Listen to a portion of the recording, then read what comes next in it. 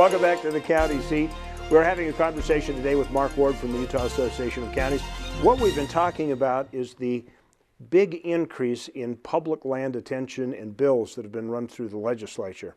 You know, Mark, it's kind of interesting because when Representative Ivory's bill passed and the governor signed it, and we started this whole dialogue of land transfer, there were those wishful thinkers that said, we got to do something, let's get started. And then there were a whole bunch of naysayers. I remember hearing rather conservative radio people around here call it crazy talk and say that it was insane to think that we could do this.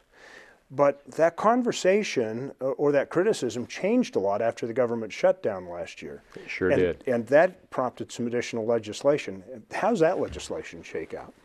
This legislation, it's House Bill 133, authorizes the governor in working with Congress to put forward state resources, our own expertise, our land management expertise, to basically run those federal facilities in the event of another federal shutdown.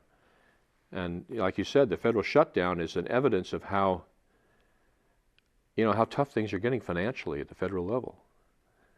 And so it's again it's kind of like that wilderness bill I talked a minute ago. It's Utah stepping forward saying, we're ready, we can do it, here's another bill that proves it.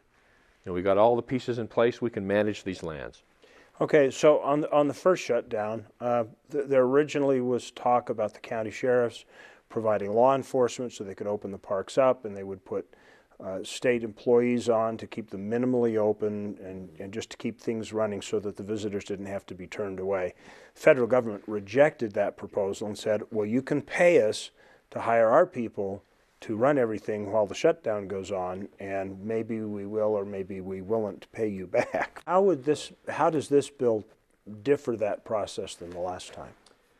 Well, unfortunately, the bill by itself can't force Congress's hand, but at least it shows Congress that we have an orderly, systematic procedure in place to take our own agencies, sheriffs, county, state level, the state forestry and fire and state lands, and put them to work.